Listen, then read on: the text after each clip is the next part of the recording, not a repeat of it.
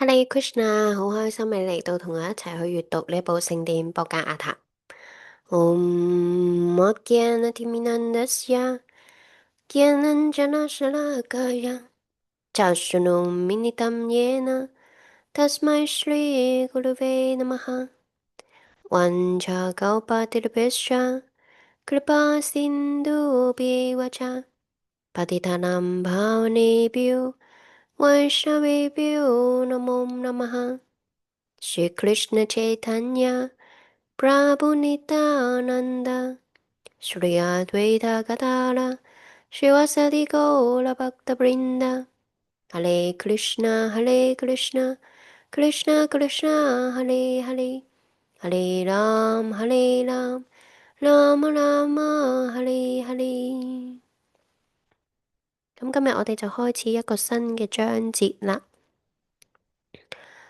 那拉達穆尼講完呢個帕尼扎尼王嘅寓言故事啦，咁國王就去咗修行，去森林修行，達到佢嘅人生嘅目標啦。咁我哋嚟到第4篇第30章 Pachetas 佢哋嘅活動第一個詩節啦。譯文 Vidura 向 Maitreya 詢問講啦，婆羅門啊，你前面呢就講到 Pachilabhai 嘅兒子佢哋。並且你話俾我聽，佢哋靠唱誦住 Shiva 作嘅歌呢，就取悅咗至尊人格守神。佢哋因此呢而獲得咗啲咩呢？要指聖人 Maitreya 喺前面講述咗 Pachilabhai 王嘅兒子佢哋所從事嘅活動。佢嘅呢啲兒子佢哋呢去咗一個猶如汪洋一般嘅大湖旁邊。幸運地遇到咗 Shiva， 向佢學習點樣靠唱誦佢作嘅讚歌取悅至尊人格守神。那拉達反對佢哋嘅父親 Pachilabhai 王對功利性活動嘅執着，並且通過俾到佢講解 Punajana 嘅寓言故事，仁慈咁樣教導佢。咁而家呢 Vidura 就想接住聽有關Pachilabhai 嘅兒子佢哋嘅情況，佢尤其是呢，想知道佢哋取悅至尊人格守神之後呢，係得到咗啲乜嘢。咁呢個詩節之中嘅達到完美呢一句呢，非常之重要㗎。喺博格梵歌第7章第3個詩節之中啦，G. Krishna 講喺千百萬人中，或許只有一個人力求達到靈性嘅完美。咁乜嘢係至高無上嘅完美呢？喺博格梵歌第8章第15個詩節之中講到，偉大嘅靈魂，即係熱愛住我嘅瑜伽師，到咗我嗰度之後呢，永遠都唔會重返呢個充滿痛苦嘅短暫世界，因為佢哋達到咗最高嘅完美境界。乜嘢係最高嘅完美境界呢？喺呢個詩節之中呢，作出咗解釋㗎。最高嘅完美境界就係返返去家園，返返去神手身邊，就係咁樣，人呢就不必再返嚟呢個物質世界，喺物質存在嘅夢境中，一個接一個咁樣更換軀體啦。憑住主 Shiva 嘅恩典 ，Pachilabhai 王嘅兒子佢哋啦，即係 Pracetas 佢哋，實際上達到咗完美，喺最高程度嗰度呢，享受緊物質設施之後呢，就返返去家園，返返去神獸身邊。咁 Maitreya 呢，接住落嚟呢，就將會俾到 Vidura 講述呢一切啦。第2個詩節，譯文：我親愛嘅 Brihaspati 嘅門生 Mahisat 王嗰啲被稱為 Pachetas 嘅兒子佢哋。喺遇到解脫嘅賜予者至尊人格守神十分之喜愛嘅主 Shiva 之後，得到咗啲咩嘢呢？佢哋毫無疑問被轉升去到靈性世界，但係除此之外，佢哋喺呢個物質世界裏面嘅呢一生或者其他嘅身世當中，得到咗啲乜嘢呢？要指所有種類嘅物質快樂都可以喺呢一生或者下一世呢個星球或者另外一個星球上面得到㗎。生物體喺呢個物質宇宙各種各樣嘅物種當中，同埋星球上面遊蕩。梵文將生物體喺呢一生得到嘅痛苦同埋快樂咧，稱為伊下。咁下一世得到嘅痛苦同埋快樂咧，就被稱為 Paratra。咁主 Shiva 即係 Mahadev，實際上咧係呢個物質世界裡面嘅偉大嘅半神人之一。佢通常咧會俾到普通人以獲得物質快樂嘅祝福。咁呢個物質世界裡面嘅控制神明 Durga 啦，咁就聽命於主 Mahadev，即係 Kailash 山嘅主人。咁因此咧，主 Mahadev 可以俾到任何人提供任何物質快樂。咁人為咗得到物質快樂，一般咧都更加願意信奉主 Shiva。Prachetas 佢哋喺天意嘅安排下遇到咗主 Mahadev， 主 Mahadev 教導佢哋要崇拜至尊人格守神，而佢本人呢，亦都係親自向至尊主獻上咗一篇祈禱。正如前一個詩節所講，Prachetas 佢哋單單靠唱頌主 Shiva 向主 Vishnu 獻上嘅祈禱讚歌，就被轉升去到靈性世界啦。咁奉獻者有時咧，亦都想要享受物質快樂，因此咧喺至尊人格守神嘅安排下，奉獻者最終進入靈性世界之前呢，亦都可以得到享受物質世界嘅機會。奉獻者有時會被轉升去到 Janaloka、Mahaloka、Tapoloka 同埋 Shiddaloka 等等天堂星球上面㗎。然而，純粹嘅奉獻者從來都唔想要得到任何物質嘅快樂，因此呢，將會被直接轉升去到呢個詩節之中描述嘅至高無上嘅維昆塔星球。喺呢個詩節之中呢，Vidura 詢問 Brihaspati 嘅門徒 Maitreya、Prachetas 佢哋呢獲得咗乜嘢嘅成就？咁呢度咧就講到啦，好似之前咧我哋喺度講到啦，奉獻者即係崇拜主嘅人，咁係分唔同層面嘅。咁可以睇到啦，崇拜嘅人有好多，崇拜主嘅人有好多。咁有啲人咧崇拜主，譬如呢度講到啦，有好多嘅人咧崇拜主 Mahadev，佢哋係為咗去佢哋嘅傾向，佢哋嘅動機，崇拜主 Mahadev 嘅動機就係為咗想要得到物質嘅嘢，都會俾你。但係好似咧 Prachetas 佢哋去崇拜主 Shiva 嘅時候，佢哋冇帶個人嘅物質動機，所以 Mahadev 主 Mahadev 佢可以俾 Krishna， 佢亦都可以俾呢個物質嘅嘢。使睇下我哋嘅動機啦。所以當一個人冇任何動機去接近一個純粹奉獻者嘅時候，佢可以俾真嘢你，佢可以俾最高嘅嘢你。所以當 Prachetas 佢哋去揾主 Shiva 嘅時候，主 Shiva 佢係俾到獻上俾主 Vishnu 嘅讚歌祈禱佢，而佢哋亦都因為去獻上呢個讚歌，會被轉升去到靈性世界更高嘅地方。咁所以我哋去崇拜主嘅時候，個動機同埋心水係乜嘢呢？我哋相應地咧，亦都係會得到啲咩？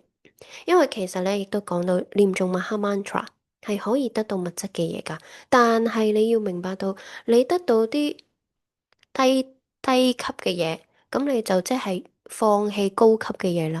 因為你唔可以所有嘅嘢都有擁有㗎嘛。所以當你嘅動機，你係通過去念誦嘅時候，你想要物質嘅嘢可以俾你，但係你話你想要翻返去靈性世界咩？翻返去最 Krishna 嘅家園 Goloka Vrindavan 咩？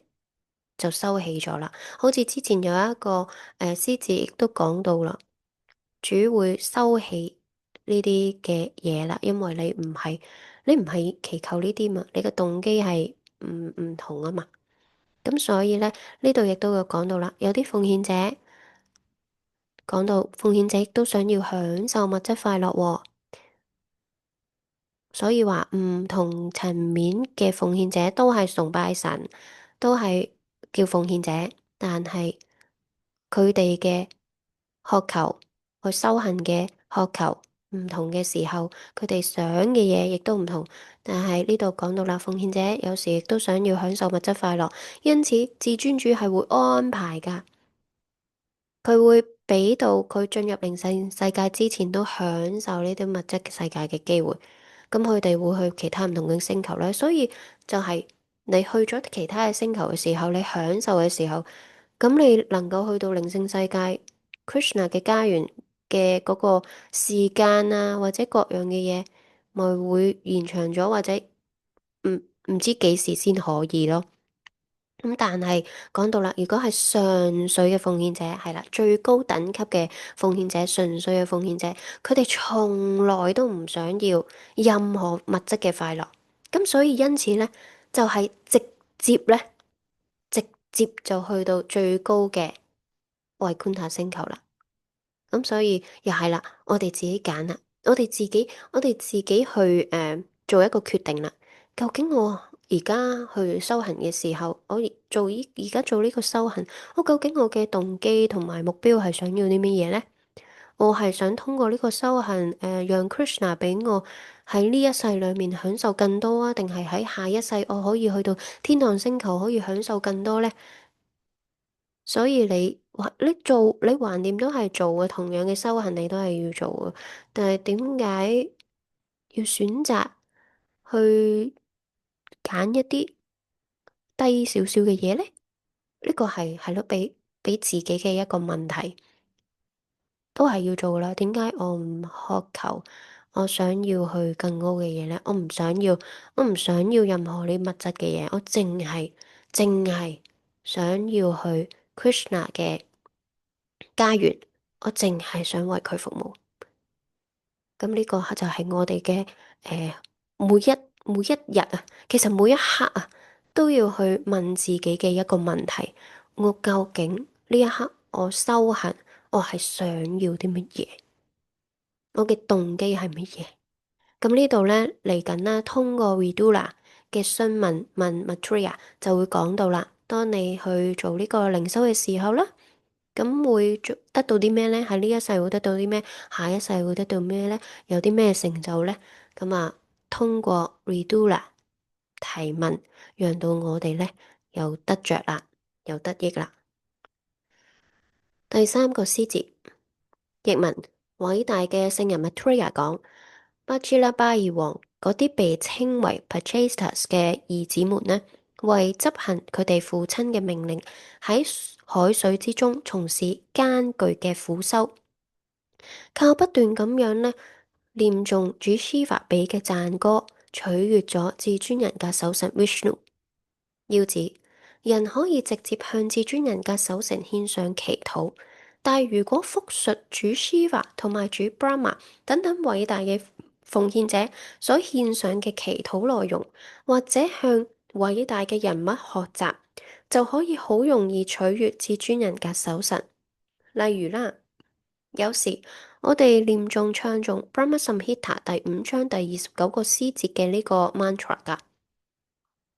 咁呢個 mantra 就係講到我崇拜 Govinda，即係存在中嘅第一位至尊主祖先。佢喺用靈性寶石建造，由千萬棵如願樹環繞嘅住所裏面照管乳牛，滿足所有嘅願望。成千上萬嘅幸運女神，即係牧牛姑娘，一直懷住巨大嘅崇敬之情同埋深愛之心喺度服務佢。由於呢一首祈禱詩係主 Brahma 獻上㗎，我哋咧就跟住佢複述，而呢個咧就係讓到至尊人格守神滿意嘅最容易嘅方式。純粹嘅奉獻者從來都唔試圖直接接近至尊主㗎。崇拜至尊主最重要嘅方式咧就係透過奉獻者嘅師徒傳承。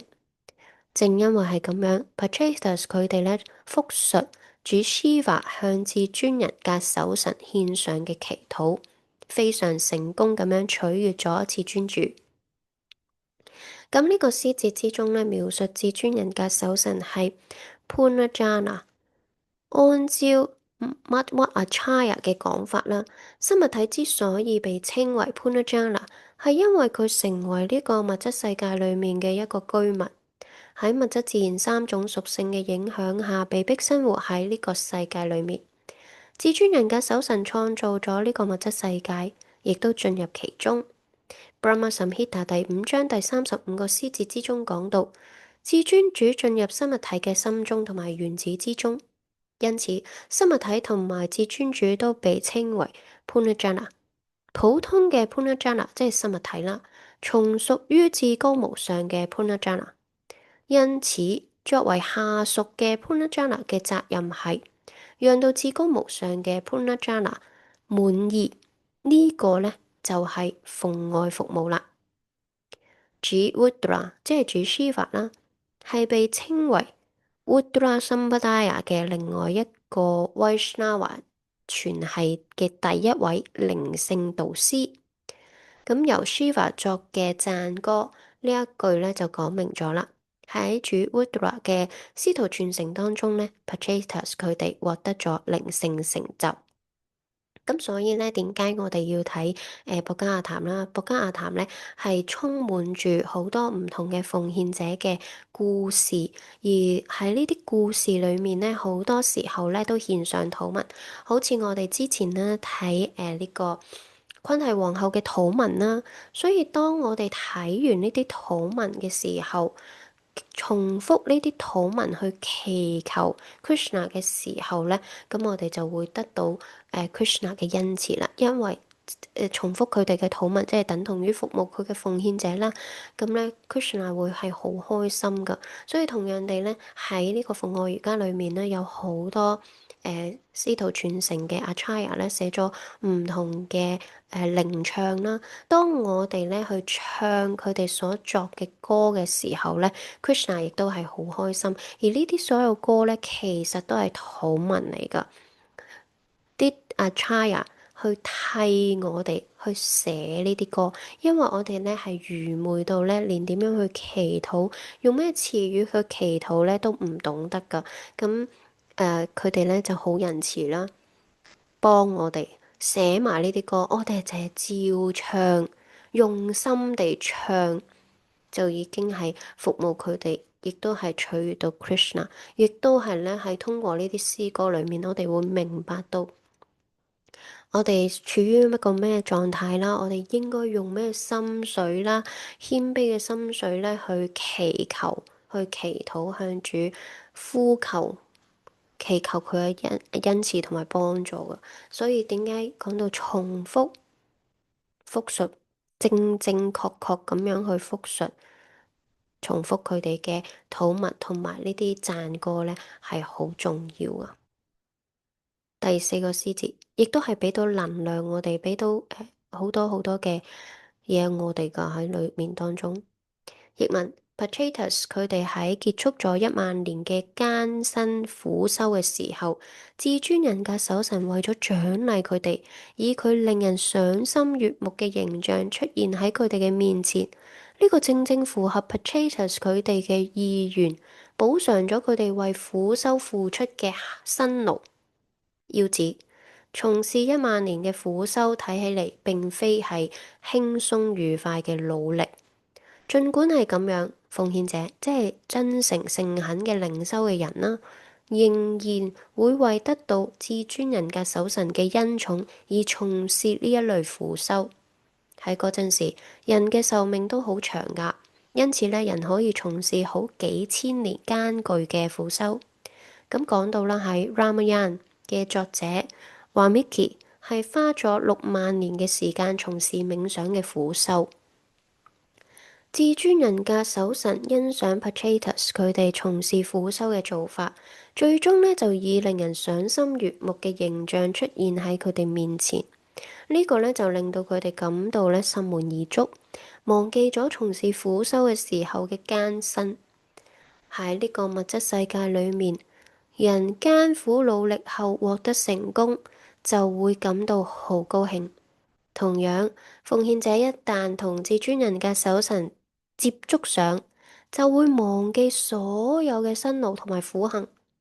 Dhruva Maharaj 喺仲係5歲嘅時候啊，只係5歲嘅孩童嘅時候啦，就從事咗唔進食而只係靠食乾樹葉、飲水維持生命嘅艱巨苦修。結果喺6個月之後，就能夠面對面咁樣睇到至尊人格守神。佢一旦睇到至尊主，就忘記咗自己經歷嘅一切艱辛，對至尊主講：親愛嘅至尊主，我非常高興。咁當然啦，呢啲苦修咧都係適合喺 Satya Yoga，即係金器年代、Dwapara Yoga 銀器年代同埋 Treta Yoga 銅器年代所從事噶，而唔適合喺而家呢個卡利年代，即係鐵器年代從事。喺呢個卡利年代裏面呢，人可以單單靠念誦唱誦 Hare Krishna Mahamantra 得到同樣嘅結果。咁由於呢個年代裏面嘅人都係好墮落，至尊主就極為仁慈咁樣將最容易嘅方法俾到佢哋，單單靠念誦唱誦 Hare Krishna Mantra 啦，即係 Hare Krishna Hare Krishna Krishna Krishna Hare Hare Hare Rama Hare Rama Rama Rama Hare Hare， 人呢就可以獲得同樣嘅結果啦。然而，主 Chaitanya Mahaprabhu 指出，我哋係如此不幸啊，甚至唔受念誦唱誦 Mahamantra 嘅吸引。咁呢度咧可以睇到啦，第一點啦，當我哋從事呢個苦修、從事修行之後，喺今一世會得到啲咩咧？Pachetas 佢哋從事咗咁多年嘅苦修，第一點佢係可以得到至尊主嘅 darshan 啊，佢見到至尊主啊。第5個師節，不過咧係要達到純粹啦、完美嘅時候，你嘅感官係變咗純粹嘅時候，你先會見到。如果你仲有絲毫污染嘅時候，容不得見到 Krishna， 因為 Krishna 係純粹，只有純粹去睇到純粹嘅嘢。你污糟嘅嘢你睇唔，你睇所有嘅嘢都有污糟。即係你戴有色眼鏡嘅時候，你睇到所有嘅嘢咧都係有顏色嘅。唔係純粹，唔係佢原本嘅嗰個狀態㗎。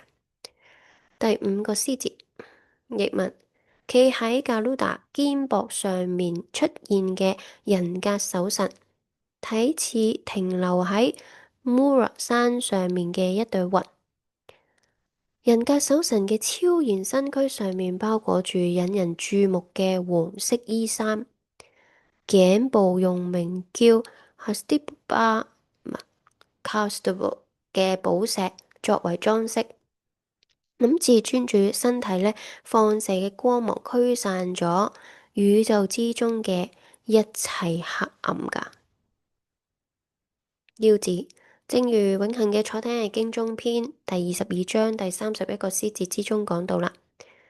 呢個師節嘅大意咧就係至尊人格守神就好似光芒萬丈嘅太陽。因此，佢無論喺邊度出現，邊度咧就冇可能有黑暗或者愚昧噶。事實上係太陽照亮咗呢個黑暗嘅宇宙，但係太陽同埋月亮只係喺度反射至尊主身體放射嘅光芒。喺博格梵歌第7章第8個師節當中，至尊主講：我係日月嘅光華。結論係，至尊人格守神身體放射嘅光芒係一切生命嘅起源。對此，Brahma Samhita 第5章第40個師節之中亦都證實講到，主 Krishna 身體放射出嘅光芒係萬物賴以存在嘅梵光。至尊人格守神身體放射出嘅光芒驅逐一切黑暗，照亮咗一切。第6個師節。譯文，至尊主嘅臉龐極為俊美，佢頭戴閃亮嘅頭盔同埋黃金首飾，頭盔光芒四射，被十分之優美咁樣頂喺佢嘅頭上面。至尊主有8隻手臂，每隻手中都持有一種武器。至尊主有半神人、偉大嘅聖人同埋其他同友去擁護住㗎。佢哋都喺度服務緊佢。至尊主嘅坐騎格魯達扇動翅膀，發出偉大讚歌嘅聲音震盪，讚美至尊主。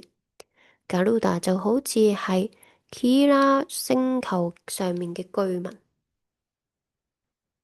腰子 Vishnu 一般都展示為四隻手，分別持有海螺、飛輪、大頭棒同埋蓮花嘅四臂形象。但係喺呢度呢，主 Vishnu 被描述為係八隻手，分別持有八種武器嘅八臂形象。按照 Viraraga Acharya 嘅講法，海螺同埋蓮花亦都被認為係武器。至尊主係至高無上嘅控制者，因此喺佢手中嘅一切都可以被視為係武器。四隻手之中持有海螺、飛輪、大頭棒同埋蓮花呢四種武器，另外嘅四隻手呢，就分別持有弓、箭、霹靂同埋蛇噶。Sriraraga Acharya 描述嗰八種武器呢，分別就係海螺、飛輪、大頭棒、蓮花、弓同埋箭等等噶。君王總係有佢嘅大臣、秘書同埋指揮官陪伴住，主 Vishnu 身邊亦都總係有半神人、偉大嘅聖人等等呢圍繞住噶。佢從來都唔係獨自一個人，所以呢，至尊主根本冇可能不具人格特性。佢永遠係佢自己，即係至尊人格守實。佢嘅同遊佢哋呢，亦都係人啊。咁從呢個詩節嘅描述睇到啦，格魯達睇起嚟就好似係 Kinara 星球上面嘅居民。Kinara 星球上面嘅居民呢，有住同格魯達一樣嘅特徵㗎。佢哋嘅身體生得啦，好似人類啦，但係都有翅膀㗎。詩節之中歌唱佢嘅榮耀呢一句表明啦，Kinara嘅星球上面嘅居民都係好精通歌唱至尊主嘅榮耀。喺 Brahma Samhita 之中講到，每一個宇宙之中都有唔同嘅星球，每一個星球呢都有各自嘅特點。基於呢個詩節，我哋可以了解到 Kinara 星球上面嘅居民都能夠用佢哋嘅翅膀飛翔。宇宙之中仲有一個名叫 Siddhaloka 嘅星球。嗰度嘅居民呢，甚至唔用翅膀就能夠飛啦，就係咁樣。每一個星球都有唔同嘅便利設施，呢個就係至尊人格守實豐富多彩嘅創造之美。咁喺物質世界裏面啦，即係喺現時啦，我哋有時咧會睇到咧呢啲戲啊，或者電視劇啊，或者有啲嘅書籍啊，都會小説啊，都會描述一啲人咧有翅膀啊可以飛嘅。其實呢啲咧全部都其實已經有，不過喺我哋咧唔知道一個星球嗰度呢度，所以呢度描述到其實有一個星球叫做 Kinara。咁呢個星球上面嘅人呢，就係人咁嘅樣啦，但係都有翅膀，所以呢，呢啲係存在，只不過係超越我哋想象，唔係好似而家所講嘅，哦，呢啲全部都係超越啊、想象出嚟啊、幻想出嚟啊、構造出嚟啊，其實係真係有存在嘅，咁只不過係超越我哋嘅理解範圍。但係有經典就係講到係有呢啲嘢㗎。第七個詩節，所以咧，布加亞談咧係俾晒所有好多嘅嘢，偉達經俾咗好多好多嘅嘢出嚟。其實呢啲嘢咧一早又已經有，係 Krishna 俾嘅，唔需要覺得有啲咩新鮮啊、奇怪啊。覺得新鮮奇怪，因為係超越我哋想象，超越我哋認知。我見到周圍嘅人就係兩隻手兩隻腳行嘅咯，動物就係咁樣嘅咯。但係其實有啲嘢係超越咗我哋見唔到嘅嘢，超越地球所能夠去接收到嘅嘢。但係其實係有，Krishna 而家就喺度話俾我哋聽，一早已經話咗俾我哋聽。第七個詩節，譯文人格守神嘅頸部咧就掛住一條直垂去到佢膝蓋嘅長長嘅花環，裝飾住佢嗰8條健壯修長嘅手臂，令到幸運女神都黯然失色。至尊主仁慈咁樣掃視咗啦巴切拉巴爾王嘅兒子佢哋啦，咁用雷鳴一般嘅聲音對極為順從佢哋去講嘢啦。要指呢個詩節之中嘅最初嘅呢個詞語啦，十分之重要啦。至尊人格守神呢，甚至係超靈同埋繁光嘅源頭。咁正如博家梵歌第14章第27個詩節之中呢所證實㗎，絕對真理始於原本嘅人格守神 Krishna，而唔係不具人格特性嘅梵光。阿 Jun 認識到 Krishna 嘅偉大嘅時候呢，就咁樣對佢講啦：你係至尊人格守神，終極嘅住所，至純至水者，絕對嘅真理。你係永恆超然嘅第一人，你唔經出生就存在，最偉大係無所不在嘅美。Brahma Samhita 第5章第1個詩節之中亦都講到啦，至尊主冇來源，相反呢，佢係一切原因嘅起因。喺 Vedana Sutra 之中講到啦，絕對真理係展示咗嘅一切嘅根源。絕對真理被描述為係存在中嘅第一人，因此呢，絕唔係不具人格特徵㗎。第8個詩節，譯文：至尊人格守神講，親愛嘅王子們啊，你哋之間嘅友好關係令到我非常之高興。你哋都喺度做緊一件事，即係奉愛服務。我對你哋彼此之間嘅友情係如此滿意，以此呢，要祝願你哋有所有嘅好運。你哋而家可以向我要求一個祝福。要指由於啦巴切拉巴爾薩王嘅兒子佢哋喺度為 Krishna 做奉愛服務嘅時候團結一致，至尊主對佢哋呢非常之滿意。君王嘅每一個兒子呢都係個體靈魂，但佢哋卻係團結一致咁樣為至尊主做超然嘅服務。個體靈魂聯合起嚟，為取悅至尊主而努力，或者為至尊主服務，係真正嘅團結。物質世界裏面冇可能有咁樣嘅團結。人即使表面上團結，但係實際上各係各懷心思㗎。例如喺聯合國之中，所有嘅國家都有自己要追求嘅目標，因此呢，無法團結一致。呢個物質世界裏面嘅個體靈魂之間係咁唔團結㗎，甚至喺 Krishna 知覺協會當中嘅成員，有時候都會因為意見唔統一，同埋咧傾向於物質事物而顯出分裂同埋不和㗎。咁事實上呢，真正具有 Krishna 知覺嘅人，只有一個目標，嗰個就係盡自己最大嘅能力為 Krishna 服務。如果喺服務之中有唔同意見，亦都應該以靈性嘅眼光看待咁樣嘅唔一致。真正喺度為至尊人嘅守神做服務嘅人，喺任何情況下都唔能夠唔團結。正如呢個詩節當中所指出㗎，團結令到至尊人嘅守神非常之高興，願意賜予佢嘅奉獻者所有種類嘅祝福。我哋可以睇到，至尊主準備即刻賜予巴切拉巴爾薩王嘅兒子們以所有嘅祝福。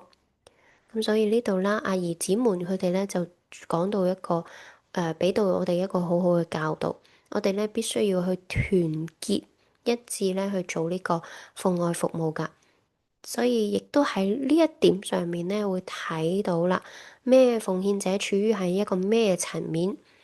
咁啊高嘅奉獻者，佢哋嘅層面就係佢哋睇到嘅咧，淨係一心一意為至尊主服務。佢哋睇到至尊主喺中心，佢哋有同一嘅目標，所以咧高嘅奉獻者喺埋一齊嘅時候咧，佢哋咧就能夠好團結地，就好似呢啲兒子們啦，好團結地咁樣去做父愛服務，取悅 Krishna 咧，亦都因此而感到非常之高興啊！但係當你咧未去到一個好高嘅層面嘅時候咧，你做服務嘅時候，懷着自己嘅願望啦、自己嘅渴求啦、自己嘅動機啦，而去做嘅時候咧，咁就會有爭拗啦，有唔滿足啦。會對對方唔滿意啦，團結唔到啦，咁所以咧呢度亦都係指出啦，我哋嘅目標啦，必須要去擺 Krishna 喺中心，而合作好好地一齊團結去做好服務，從而咧 Krishna 係會好開心噶。我哋做父愛服務嘅目的係乜嘢？個目標就係咩？係咩咧？就係為咗 Krishna 開心而去做。第9個詩節。譯文，至尊主跟住講啦，每日夜晚呢，諗起你哋嘅人，將會變得對佢哋嘅兄弟同埋所有其他眾生都十分之友好。第10個詩節，譯文，喺清晨同埋傍晚向我獻上由 Shiva 作嘅讚美詩嘅人，將會得到我俾到嘅祝福。就係咁啦，佢哋就既能夠實現佢哋嘅願望，又能夠獲得良好嘅智慧。要指良好嘅智慧意味住回歸家園，翻返去神獸身邊。就呢一點呢，博家梵歌第10章第10個詩節證實講到啦。對一直以愛心服務我嘅人，我賜予佢哋理解力，令到佢哋嚟到我呢度。為咗滿足自己嘅各種慾望而向至尊主祈禱嘅人，必須要知道，對慾望最完美嘅實現係回歸家園，翻返去神獸身邊。呢個詩節之中指出啦，記住 Bajrabhai 王嘅兒子 Pachetas 佢哋所從事嘅活動嘅人呢，就將會得到拯救同埋祝福。咁仲使講直接同至尊人格守神有接觸嘅 Pachetas 本人咩？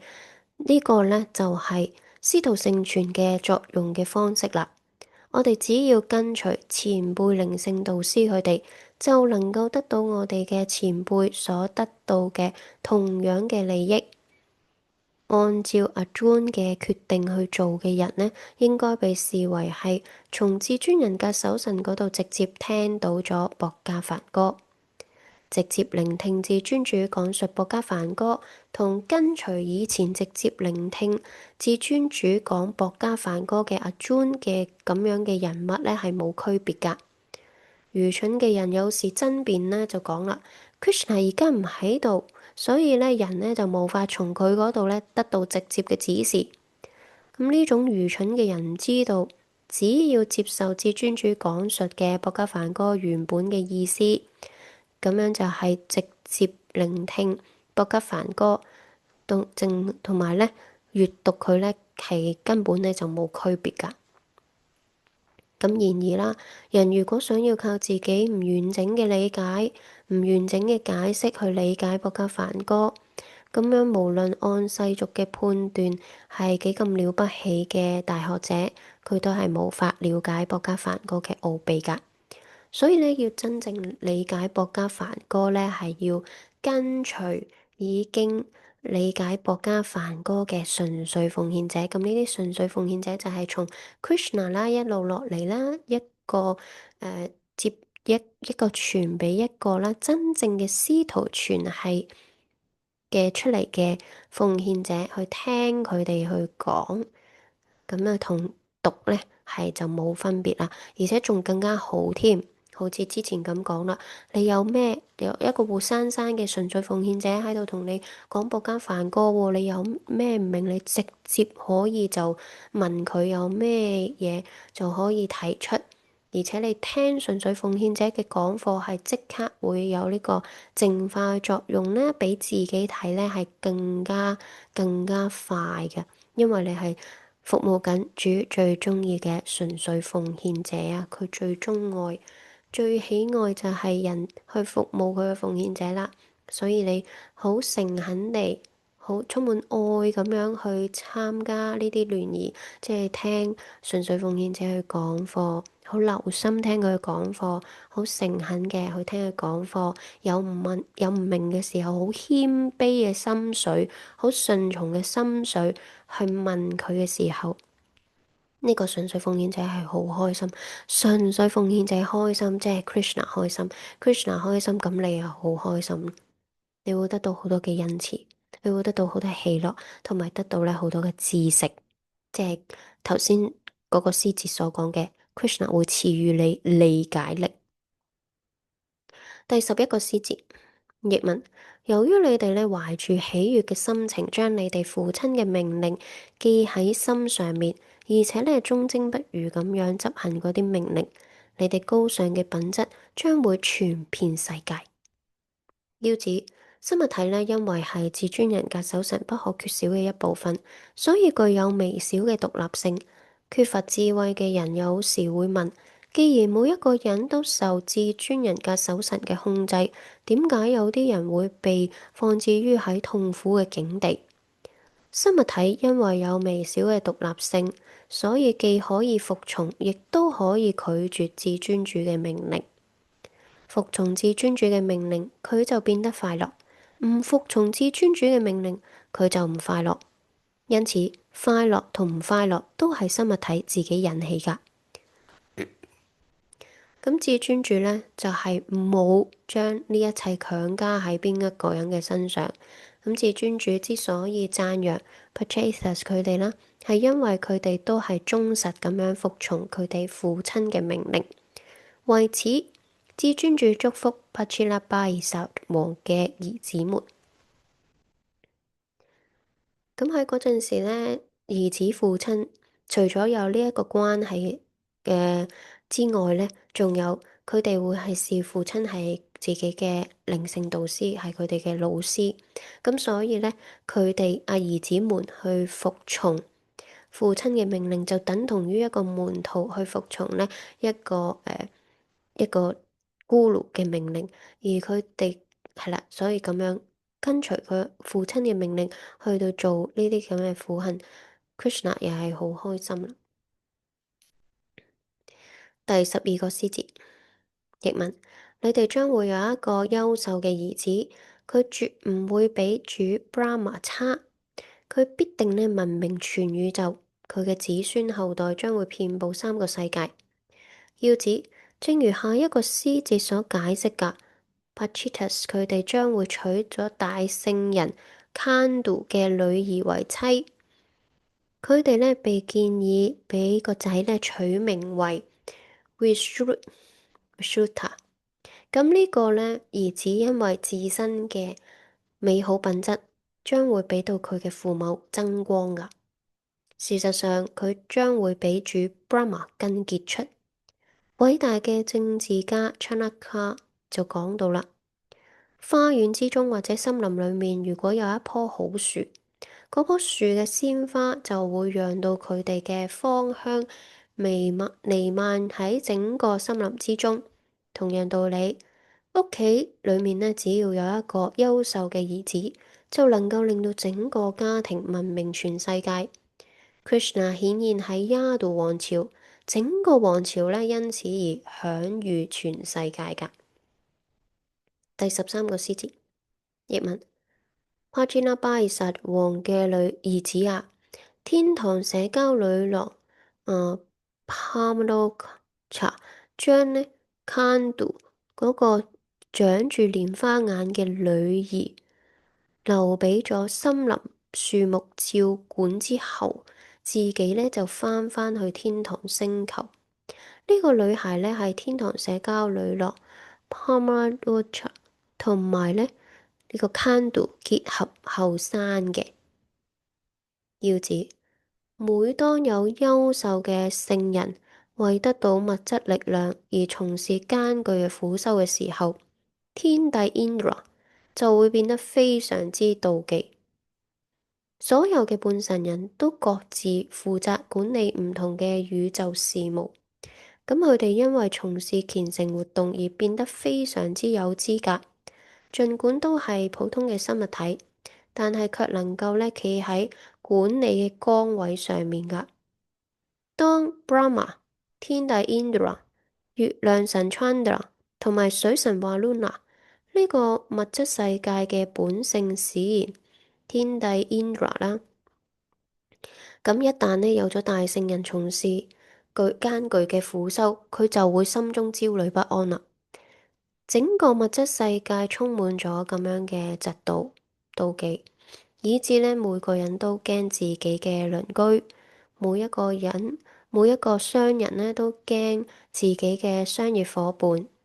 呢個其中嘅原因就係呢個物質世界係讓到嗰啲嚟呢度同至尊人格守神嘅財富作競爭嘅各種妒忌之人活動嘅場所。咁所以呢 Indra 非常之驚大聖人 Kandu 從事艱巨嘅苦修，咁佢呢就派咗 Pramalocha 去令到呢 Kandu 打破自己嘅誓言，終止苦修。咁 Vishwamitra 亦都遇到過類似嘅事情㗎。咁從其他經典嘅記載睇到啦，Indra 總係好妒忌其他人㗎。Prithu 王舉行各種祭祀勝過 Indra 嘅時候，Indra 亦都變得非常之妒忌，去打擾 Prithu 王嘅祭祀。咁呢個喺前面嘅篇章之中呢已經講過㗎啦。咁天帝 Indra 成功咁樣令到大聖人 Kandu 打破咗自己嘅誓言。Kandu 受到天堂社交女郎 Pramalocha 佢嘅美貌嘅吸引，同佢生咗個女孩。咁呢個孩子喺呢個詩節之中呢，被描述為係有住蓮花般嘅眼睛，非常之美麗㗎。咁 Pramalocha 成功咁樣完成咗自己嘅任務之後呢，就返返去天堂，將新生落嚟嘅小朋友呢，就留咗俾樹木呢去照顧管理。幸運嘅係，樹木接受咗孩子，同意撫養佢。第14個詩節，譯文。嗰個孩子呢，被掉咗俾森林、樹林照管之後呢，就開始因為飢餓而大聲哭喊啦。喺嗰陣時呢，森林之王亦都就係月亮之王呢，出於同情，就將佢留住甘露嘅手指放入孩子嘅嘴裏面。咁嗰個孩子呢，就係咁樣靠月亮之王嘅仁慈成長起嚟啦。要指，儘管天堂社交女郎將佢嘅孩子留咗俾樹木去照顧，但係樹木呢，無法俾到孩子以適當嘅照顧，於是呢，就將孩子交咗俾月亮神。咁月亮神 Chandra 呢，就將自己嘅手指放咗入孩子嘅嘴裏面，以解除佢嘅飢餓感㗎。第15個詩節，譯文。由於你哋全體都好順從我嘅命令，我要求你哋即刻去娶咗嗰個美麗非凡、品質特優嘅少女，按照你哋父親嘅命令，透過佢繁衍後代。要指 Patratus 佢哋唔單單係至尊人格守神優秀嘅奉獻者，而且好服從佢哋父親嘅命令。因此，至尊主要求佢哋去娶呢Pramalocha 嘅女兒。第16個詩節，譯文。你哋兄弟呢係具有同樣嘅天性，都係你哋父親虔誠孝順嘅兒子。同樣，嗰個少女同你哋係同一類型嘅人，會全身心咁樣為你哋奉獻。佢同你哋即係呢 Pajilabhisa 嘅兒子同屬一個層次，因此呢會喺遵守共同原則嘅基礎上面結合㗎。要指按照偉大原則，一個女性呢唔能夠有好多丈夫，儘管一個丈夫可以有多個妻子，但係喺特殊嘅情況下，我哋可以睇到有一個女性多過丈夫嘅事件發生。例如 Draupadi 就嫁咗俾潘達華五兄弟。同樣，至尊人嘅守神命令呢 Pajilabhisa 所有嘅兒子都去娶大聖人同埋呢 Pramodcha 生嘅女兒啦。咁喺特殊嘅情況下呢，允許一個少女嫁俾多個男性㗎，但係條件係佢能夠平等咁樣對待佢所有嘅丈夫。咁呢個呢，對普通嘅女性嚟講呢，係冇可能做到㗎。只有特別有資格嘅人先至被允許嫁多個丈夫。喺呢個卡里年代之中，要揾到咁樣一位有平衡能力嘅女性呢，係極為困難啊。因此，按照經典嘅教導，呢個年代之中禁止一個女性同時嫁俾佢丈夫嘅兄弟。呢種同時嫁俾兄弟嘅習俗呢，喺印度山區至今呢，仲喺度實行㗎。至尊主講：你哋兄弟具有同樣嘅天性，嗰個少女同你哋係同一類型嘅人，有至尊主嘅祝福，一切都有可能。至尊主特別祝福嗰個少女要平等服從咁樣對待所有嘅兄弟，目標專一咁樣履行職責。呢一點呢，博家梵歌之中俾到教導。博家梵歌主要講述咗3個部分嘅主要內容，即係活動瑜伽、思辨瑜伽同埋奉愛瑜伽。梵文瑜伽呢個詞語嘅意思係代表至尊人格守神行事。咁正如呢，博家梵歌第3章第9個詩節之中證實㗎，應該將活動當祭祀奉獻俾 Vishnu。否則呢，活動就會將人捆綁喺物質世界裏面。因此，昆迪嘅兒子啊，為滿足佢而履行你嘅規定職責，咁樣你永遠唔會遭到捆綁。人可以為取悅至尊人格守神而根據自己嘅職責行事，呢個呢稱為目標專一。身體唔同嘅肢體或許以唔同嘅方式行動，但係最終嘅目的呢，都係為咗維持整個機體嘅正常運作㗎。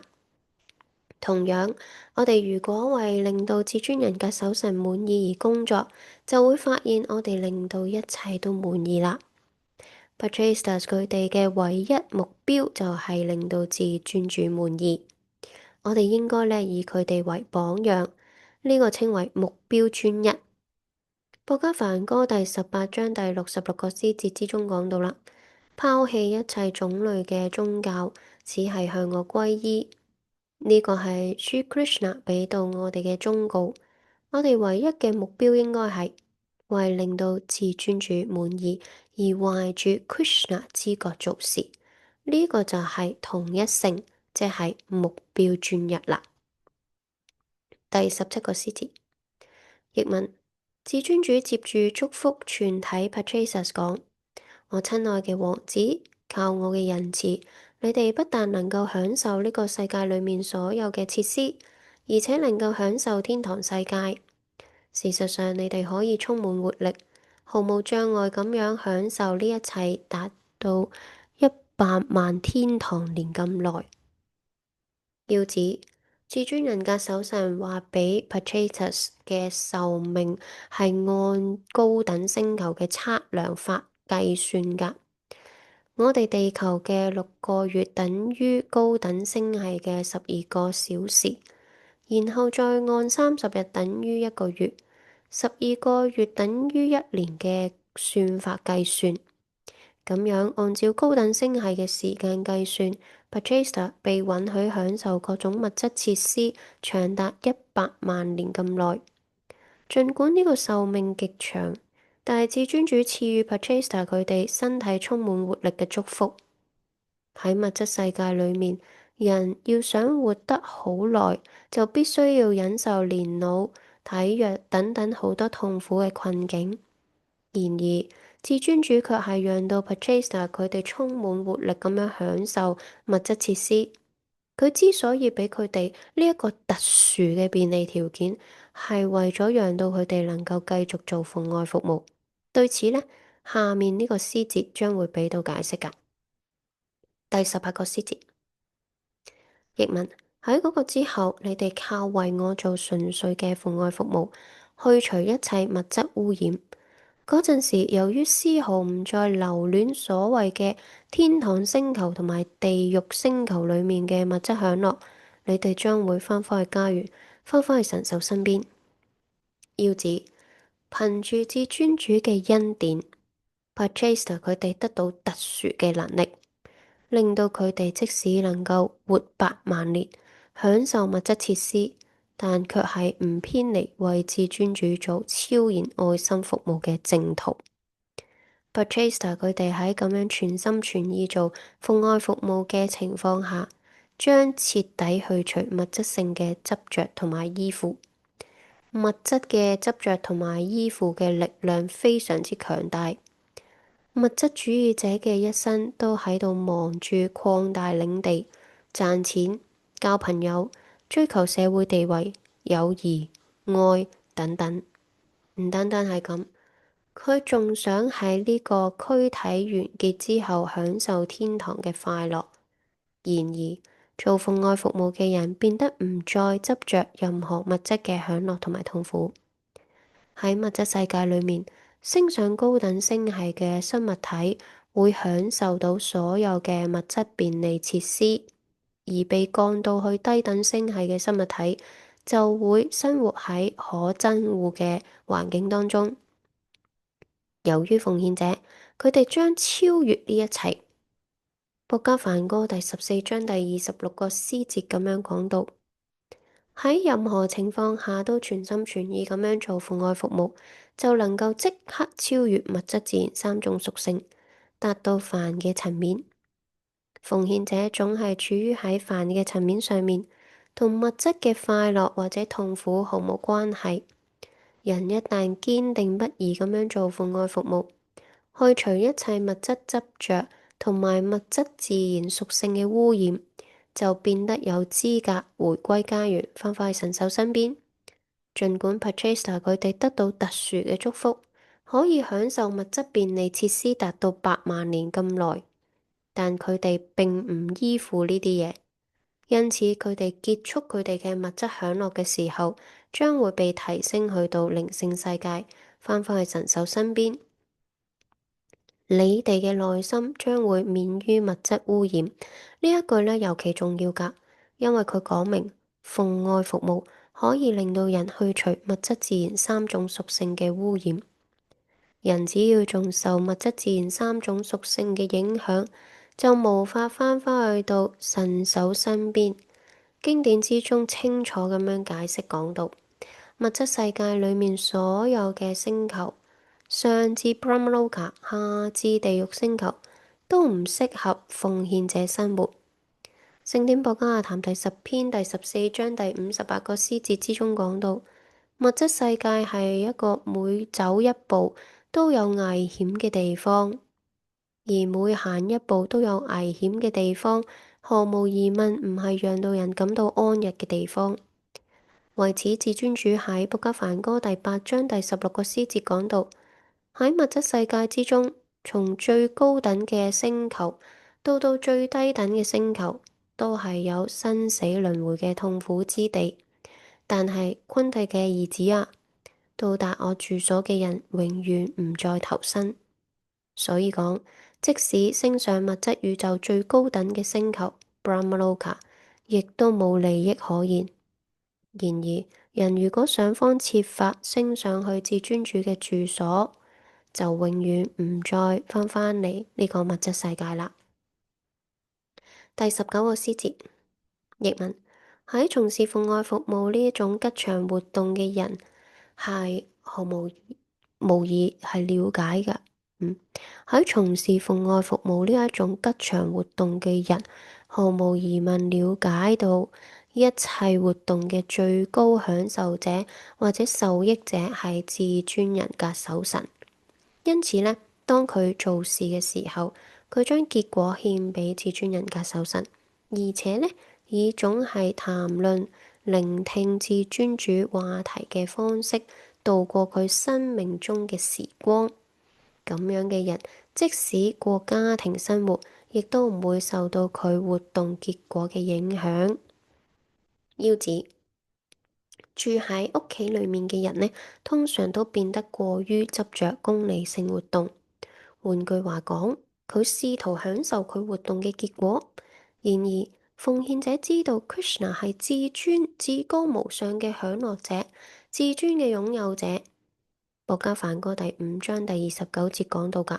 咁所以呢，奉獻者唔認為自己擁有啲乜嘢。奉獻者總係諗住至尊人格守神係擁有者，因此將佢活動嘅結果獻俾至尊主。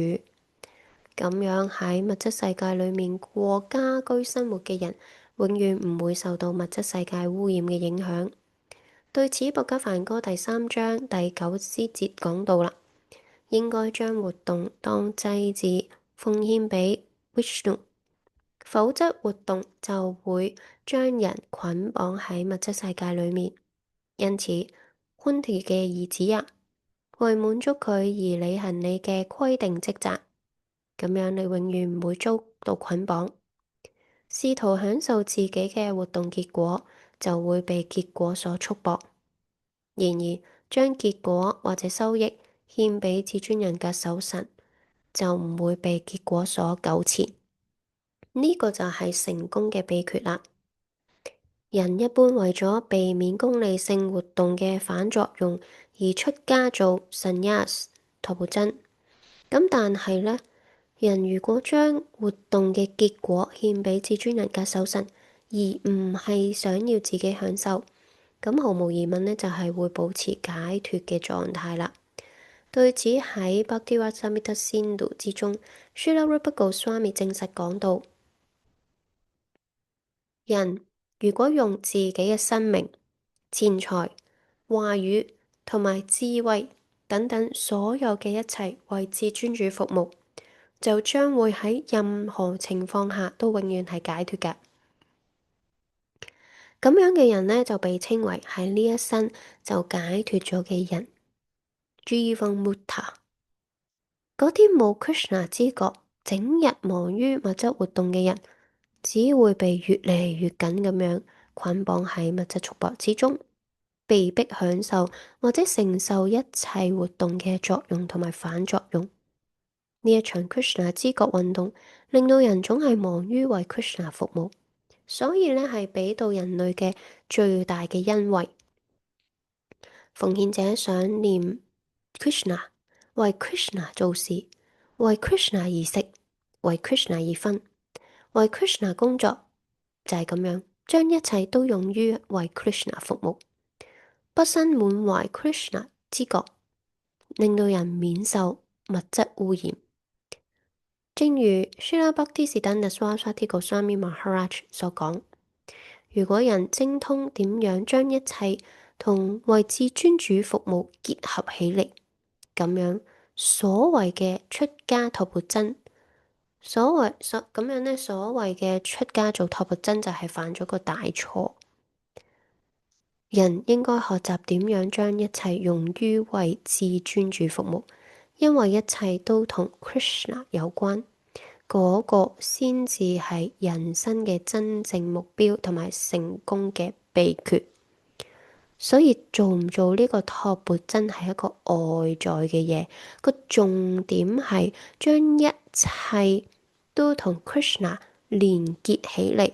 咁所以講到啦，如果人精通點樣將一切同為 Krishna 為至尊主服務可以連結起嚟，咁樣所謂嘅出家做托缽僧就係犯咗個大錯啦。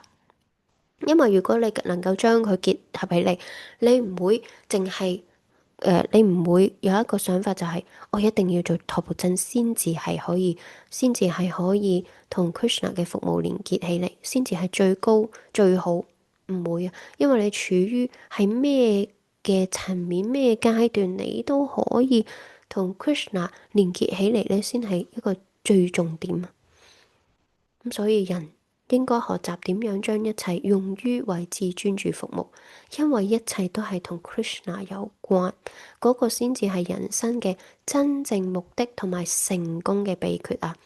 咁正如啦，係啦，薄伽梵嗰第3章第19個詩節所重申㗎，通過唔帶執着心咁樣活動，就能夠獲得至尊真理。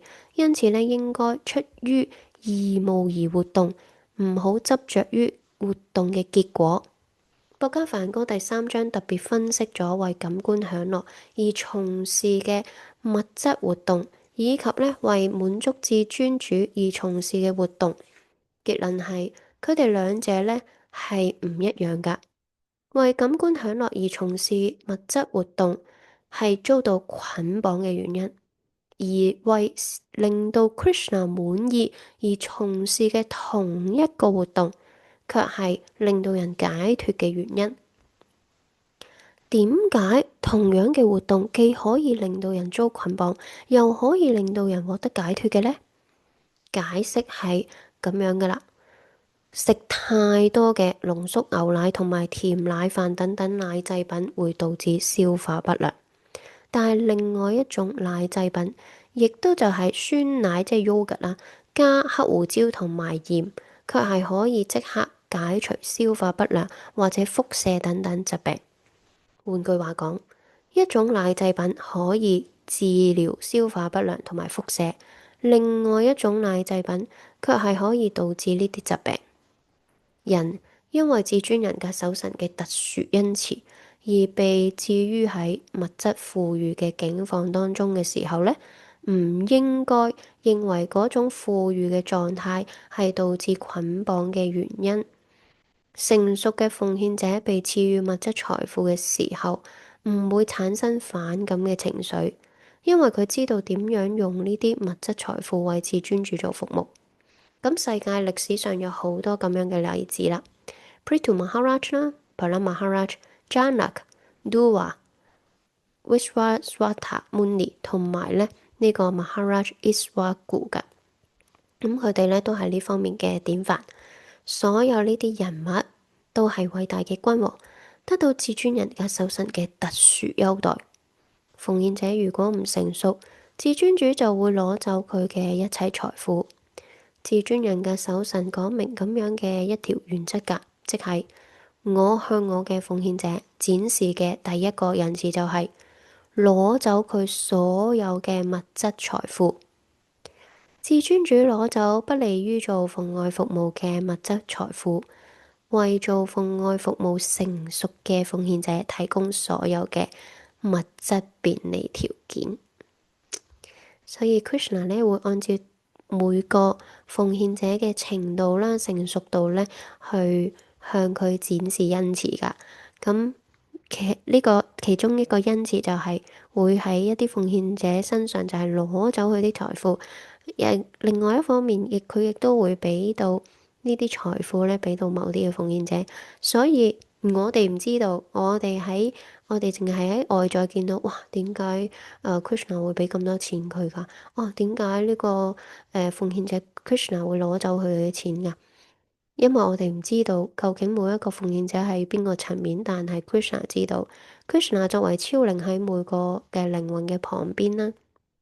知道每個靈魂嘅狀態收到去邊度，個成熟度喺邊度，跟住呢，按佢哋嘅程度去俾到佢哋一切，但係最終嘅目的呢，都係想佢哋嘅進步㗎，只不過係我哋唔理解，所以我哋呢，淨係專注於自己，唔好去睇人哋啦，批判人哋啦，或者係啦，講好多人哋嘅事情啦。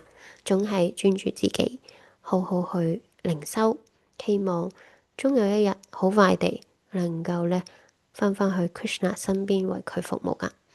Jai Gurudev Ki Jai，Jai Swami Prabhupada Ki Jai，Jai 聖典博加譚 Ki Jai，Jai 雪尼提高勒普林能啲，哈利哈利波。